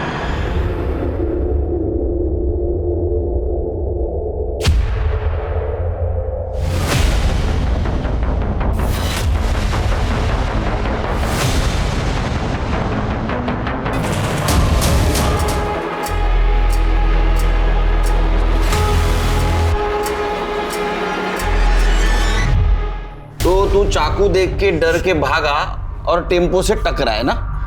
हाँ साहब। उसका चेहरा देखा? किसके हाथ में चाकू था वो? चेहरा नहीं दिख पाया साहब, वो टोपी पहना था। तेरे जेब में हमें कार्ड मिला, विजिटिंग कार्ड, वैशाली कोंडे। तू कैसे जानता है उसको? वो ये सच बोल, तेरी हालत देख। मैडम के पास कमीशन के लिए काम करता था साहब। एजेंट था ना। किस चीज का एजेंट था तू? साहब वो मेड और नर्स के लिए लड़की ला कर देता था मैडम जी को। सिर के सुना क्या मैडम जी? तो ये वैशाली मैडम जी है, और तू उसको नर्स और मेड के नाम पे जो लड़कियां ला के देता था नाबालिग, हाँ, वो दूसरे धंधे के लिए ना? नहीं साहब, मैं ऐसा कुछ नहीं करता साहब। सिर के ये सब निकालो, इसकी पट्टी विट्टी निकालो, दूसरा हाथ तोड़ो और लेके चलो इसको। अरे नहीं, बोलता हूँ साहब, बोलता हूँ। मैं मैडम जी को धंधे के लिए लड़की सप्लाई करता था साहब। पिछले 2 साल से मैं कर रहा है साहब। ये मोहिनी संथाल को भी तू ही लेके जा रहा था ना मैडम जी को बेचने के लिए? साहब लेके जाने वाला था साहब, लेकिन वो नागपुर आने से पहले गाड़ी से उतर के भाग गई। और माला? साहब माला को भी बेचने के लिए लाया था, लेकिन वो मोहिनी से बहुत पहले आई थी साहब।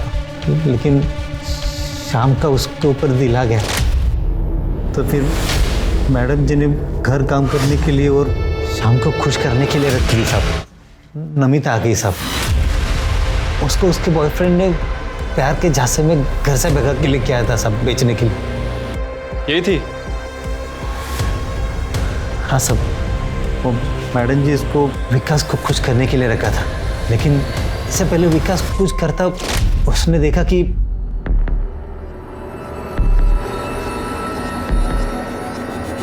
तू अंदर क्या कर रहा था? तेरी हिम्मत कैसे हुई मेरे होने वाली बीवी को हाथ लगाने की? होने वाली बीवी है ना, हुई तो नहीं है ना। चल।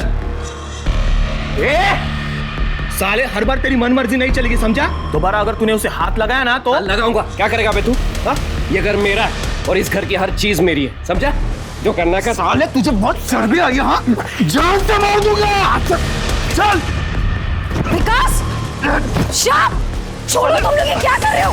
अरे छोड़ दो दूसरे को। विकास छोड़ो। श्याम, विकास बस। विकास, छोड़ो विकास। विकास, कहाँ भाग रहे हो? रुक। अरे क्या मुंह देख रहे हो? उसको पकड़ो, मर जाएंगे वरना हम लोग।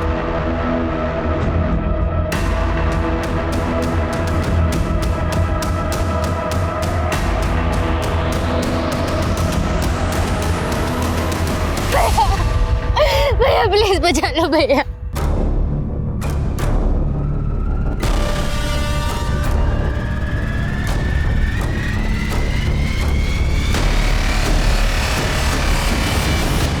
जान से मार डालोगे क्या इसे?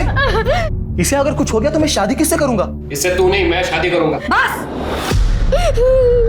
दामोदर, चल निकाल सिक्का। आज ही फैसला करूंगी इसकी शादी का। अगर हेड आया तो श्याम की और अगर टेल आया तो विकास की। ये ऐसे कैसे बोल रहे हो तुम? मुंह खोला ना दोबारा तो उठा के सीधा श्याम को दे दूंगी। दामोदर,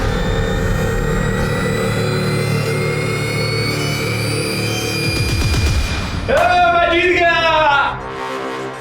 हेड आया तो मैं क्या करूं इसमें? मुझे क्यों देख रहे हो ऐसे? ठीक है ना, कोई बात नहीं। मैं हूं ना, दूसरी कोई लड़की मैं अरेंज कर। चुप कर। ये मेरी है और ये मेरी ही रहेगी। इस साले की मैं कभी नहीं होने दूंगा। चल। तुम लड़कियों को समझते क्या हो? हाँ? चिरकी जल्दी चलो, इससे पहले कि विकास नमिता को नुकसान पहुंचाए हम वहां पहुंचेंगे। सर।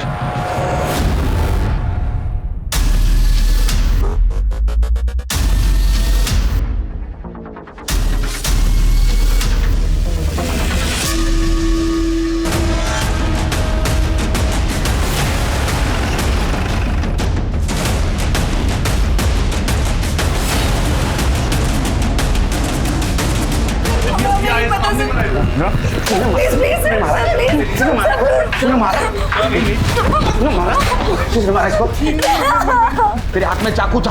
हाँ? इन सबके नौटंकी में ये शाम को मिली थी इसलिए तूने मारा ना उसको? सर नहीं सर, मेरे हाथ में चाकू था सर। मैं मारने आया था सर इसको, लेकिन पहले से मरी पड़ी थी सर। मैं सच कह रहा हूँ सर। तूने मारा? उसको? हाँ? चले पहले तू मजा ले चुका था उसके साथ। तेरे को डर था ये वैशाली इसको विकास को दे देगी, इसलिए तूने मारा ना? नहीं सर, वही ऐसा नहीं कर सकती सर। सर ये श्याम सही कह रहे, लड़की है, कोई खिलौना थोड़ी। मैडम जी तेरा खेल खत्म हो गया, समझा? सर तेरी के टूटा हुआ नाखून मिला है। चेक कर। हाँ चेक कर स्मिता। इसका मतलब तुम दोनों के अलावा इस रूम में तीसरी औरत थी।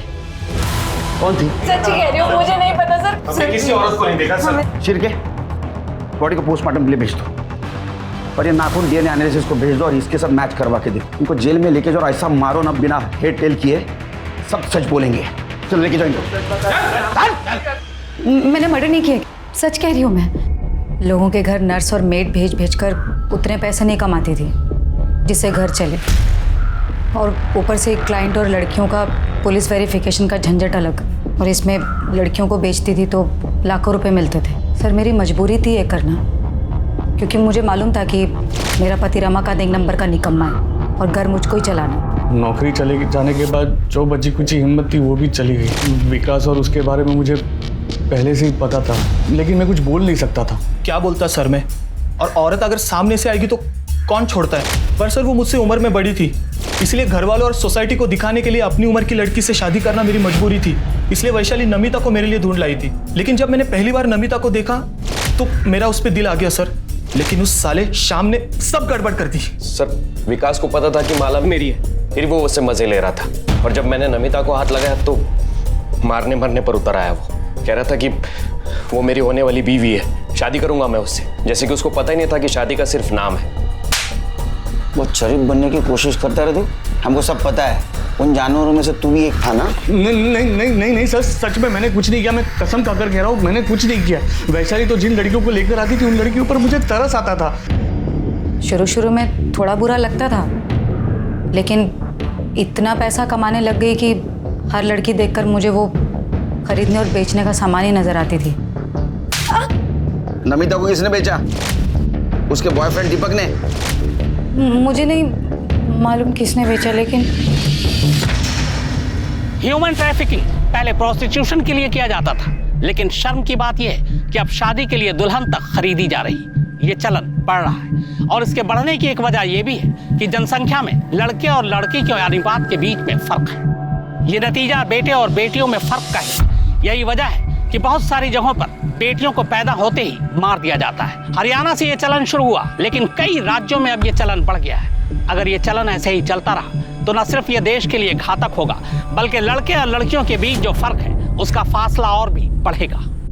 सर, माला की बॉडी पर बाकी जिन 2 आदमियों के सीमेन मिले थे, उनका डीएनए विकास और दामोदर से मैच करता है। वो तो होना ही था शिरकी, क्योंकि दोनों ने कन्फेस भी कर लिया था ना, माला के साथ उन्होंने रेप किया है।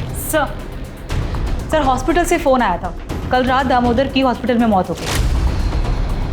शिरकी, दामोदर का जिस जगह एक्सीडेंट हुआ वहाँ सीसीटीवी के देखो। ठीक है सर। सर एक और बात, नमिता की बॉडी के पास जो नाखून मिला है, डीएनए रिपोर्ट से पता चला है कि वो नाखून किसी औरत का नहीं बल्कि वो आदमी का है। हो सकता है सर, बहुत सारे आदमी लोग अपनी छोटी उंगली का नाखून बढ़ा के रखते हैं, उस पर नेल पेंट वगैरह लगाते हैं। इसका मतलब शिरके उस कमरे में श्याम और विकास के अलावा तीसरा आदमी भी था जिसने नमिता का मर्डर किया। शिरके एक काम करो, कि कोंडे हाउस के आसपास जितने भी मोबाइल टावर्स हैं वहां से पता करो कि उस एरिया में उस वक्त कितने मोबाइल एक्टिव थे, और ये दामोदर का जिस बार के बाहर एक्सीडेंट हुआ वहां का भी मोबाइल डाटा रिकवर करवाओ। सर, हमने कोंडे हाउस दोबारा सर्च किया। जिस कमरे में नमिता की लाश मिली थी उस कमरे के बाहर एक ब्रेसलेट मिला।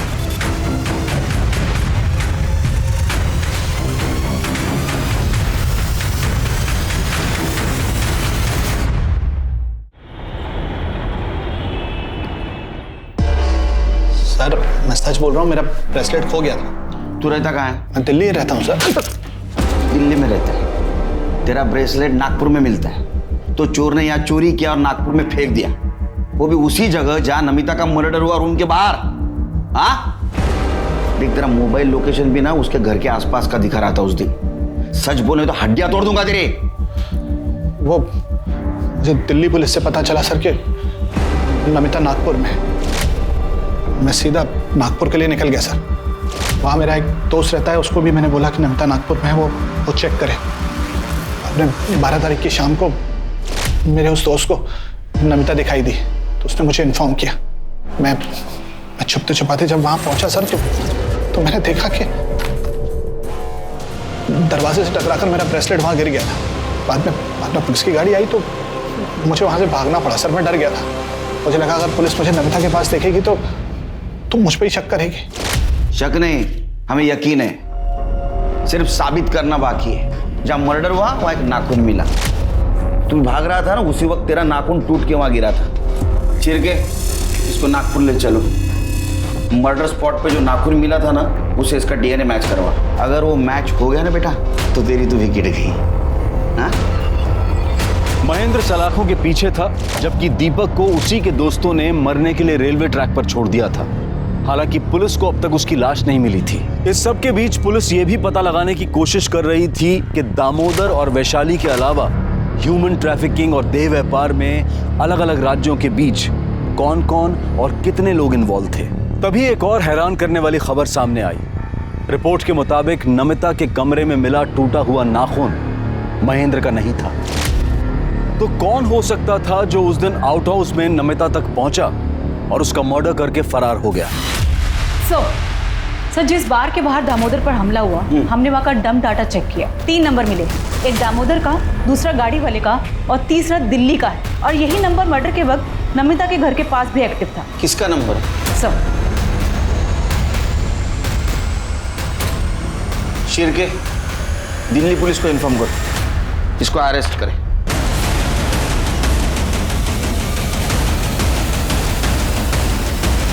नमिता को बेच के तेरा मन नहीं भरा तो उसको मारने पहुंचा और मार भी दिया। नहीं साहब, ये जो उंगली का नाखून टूटा है ना, ये मर्डर स्पॉट पे मिला है हमको, समझा? सच बोल। साहब नमिता को हम नहीं बेचे साहब, हम तो उसको बहुत प्यार करते थे। अरे जिंदगी थी वो हमारी, लेकिन हमसे एक गलती हुई साहब कि वो मुकेश जैसे दोस्त पे हम विश्वास कर लिया और उससे मदद मांगे साहब। जिस दिन हमारी शादी थी साहब, राजा को पटरी पर फेंक के आओ, उसके बाद दुल्हन के साथ सुहागरात मनाते हैं। हमको मार के वो अधमरा करके पटरी पे मरने के लिए भेज दिया साहब। वो तो आखिरी वक्त पे एक आदमी ने हमको बचा लिया। और जब हम वापस नमिता को ढूंढने के लिए उस जगह पे पहुंचे तो नमिता कहाँ है? बोल, कहाँ बेचा? बोल। मुझे एड्रेस नहीं पता, लेकिन मैडम को जिस आदमी को बेचा है तो उसको मैं जानता हूँ। जब हम नागपुर पहुंचे और दामोदर को फ़ोन किया तो पहले वो हमारा फ़ोन नहीं उठाया, लेकिन बाद में वो हमारा फ़ोन उठाया साहब। और हम उसको झांसा दिए कि हमें लड़की चाहिए। वो बोला लड़की है, फलाना बार में पहुंच जाओ। हम साहब वहाँ पहुँच गए, लेकिन वहाँ देखा तो बहुत सारे लोग थे साहब। लेकिन हमको मुकेश उसका हुलिया बताया था, हम उसको पहचान गए। और जैसे हम चाकू निकाल के उसके गर्दन पे रखे और नमिता के बारे में पूछे, सब वो कुछ बिना बोले ही भागने लग गया वहाँ से और जाके एक गाड़ी से टकरा गया साहब। हम फिर गए उसके पास और चाकू दिखा के फिर नमिता के बारे में पूछे। वो बताया साहब कि नमिता कहाँ है, किस कमरे में, और उस कमरे की चाबी उसके जेब में थी। हम उस जेब से उसकी चाबी निकाल ली और उसका फ़ोन भी निकाल लिए और रास्ते में जाके उसका फ़ोन तोड़ के फेंक दिए साहब, ताकि वो हमारे बारे में किसी को इन्फॉर्म ना कर सके। और हम जैसे ही नमिता के पास पहुँचे, नमिता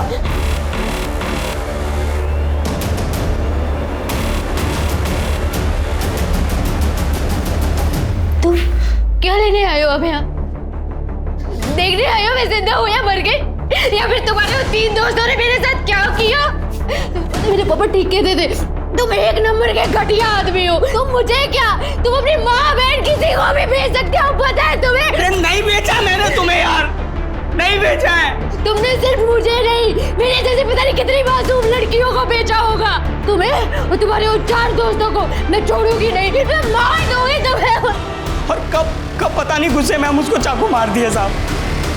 हम तो नमिता को ढूंढ के उसको बचाने के लिए गए थे, लेकिन साहब इन्हीं हाथों से हमने उसको मार डाला साहब, इन्हीं हाथों से मार डाला। चल अब नागपुर जेल में संतरा खिलाता हूँ तेरे को। साहब सभ्यता की शुरुआत से लेकर आज तक प्रोस्टिट्यूशन और ह्यूमन ट्रैफिकिंग चलती आ रही। इसका मतलब यह हुआ कि बेशक हमने चाहे जितनी भी तरक्की कर ली हो, लेकिन औरतों के बारे में हमारी सोच नहीं बदली। औरतों की इस दशा के लिए न सिर्फ उसे खरीदने और बेचने वाले, बल्कि घर वाले, पति, बाप, बेटा, भाई और समाज के ठेकेदार सभी जिम्मेदार हैं। जब तक औरतों को मर्द खरीदते रहेंगे, उसे बेचने वाले पैदा होते रहेंगे। अब मैं अनूप सोनी आपसे विदा लेता हूं। फिर मुलाकात होगी क्राइम पेट्रोल सतर्क में एक और नए केस के साथ और उस पर हमारे एक्सपर्ट के विश्लेषण के साथ। तब तक अपना और अपने परिवार का ख्याल रखें, सतर्क रहें, सुरक्षित रहें और देखते रहें क्राइम पेट्रोल सतर्क। जय हिंद। इस तरह के और भी एपिसोड देखने के लिए हमारे चैनल को सब्सक्राइब करें और बेल आइकन दबाना ना भूलें।